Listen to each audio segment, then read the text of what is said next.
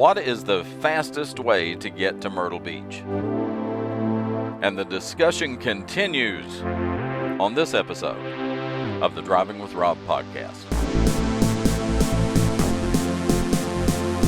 Having lived in this part of North Carolina my whole life, and this part of North Carolina being about 20 miles north of Charlotte, I've heard this question my whole life. What's the fastest way to get to Myrtle Beach? It's a question that has plagued the people who live in my part of North Carolina for literal decades. I remember 30 years ago, at least 30 years ago, the Charlotte Observer newspaper, remember newspapers, ran an article called, "What is the fastest way to get to Myrtle Beach?"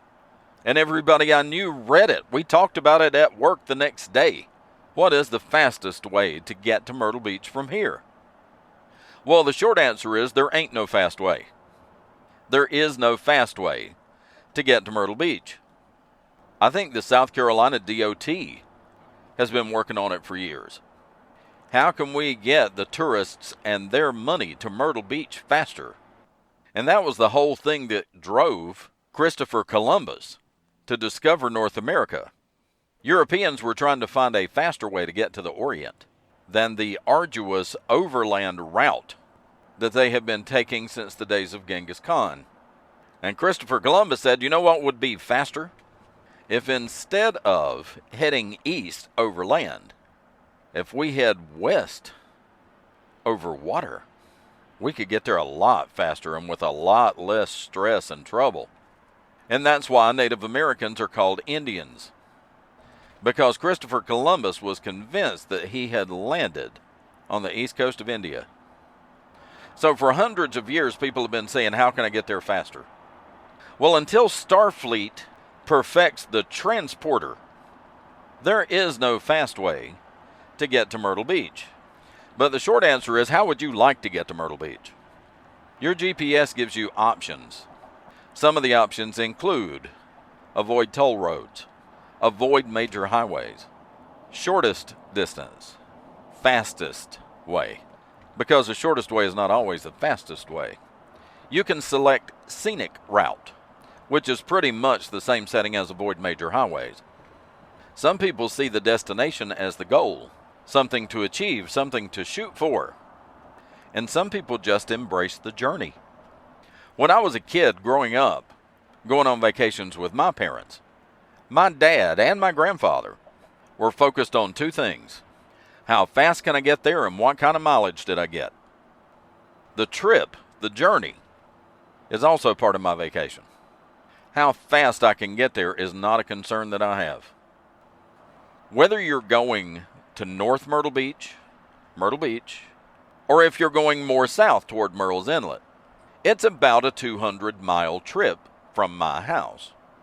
So it's going to take you a little time to travel 200 miles by car. If you're taking little kids with you, it's going to take you longer because you're going to have to stop to pee. You're going to have to stop because they're starving.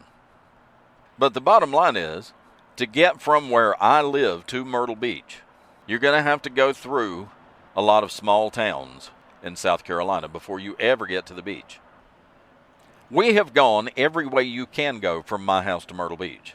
But the two routes that we normally take both take you through McBee, South Carolina. Or as I like to call it, Speed Trap, South Carolina. Because you're hustling along there at 55, 60 miles an hour. And then all of a sudden the speed limit changes to 45, 35, 25. Just boom, boom, boom, boom, boom.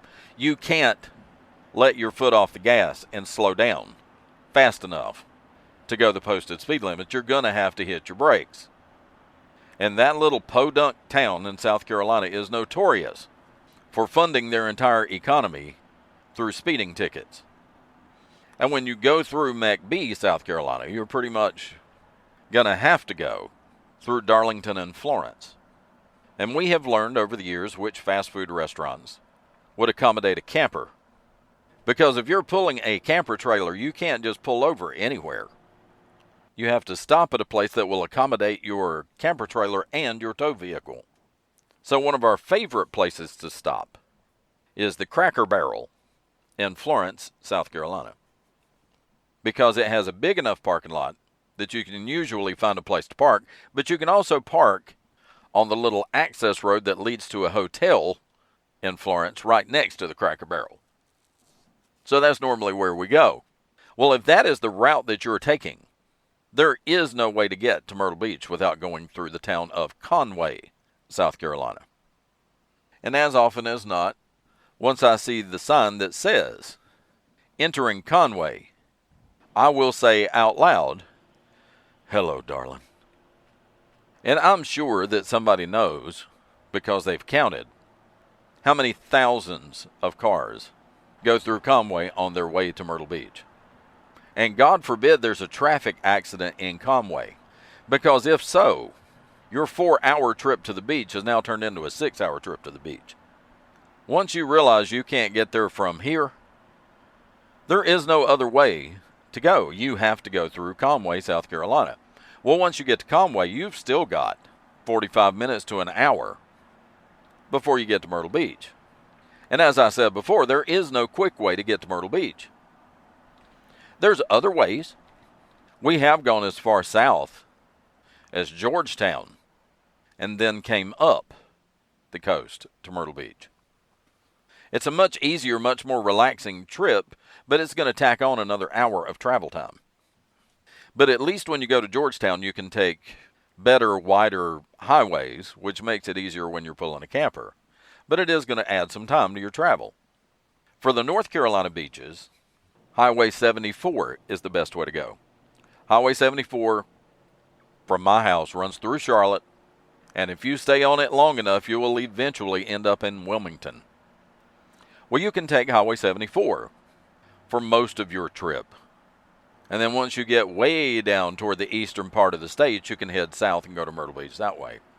It's about the same travel time. It's a little farther, but it's about the same travel time because Highway 74 is a better road than crawling your way through all the little South Carolina towns that are a little more than a wide spot in the road.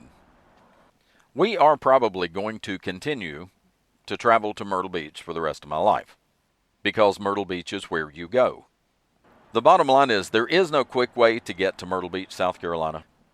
So my advice is to learn to embrace the journey because there ain't no quick way to get from my house to Myrtle Beach. And that's going to do it for this episode of the podcast. Thanks for listening. Thanks for downloading. Click on like, share it on Facebook, Instagram, Twitter, wherever it is you share stuff. And I'll talk to you next time. Bye now.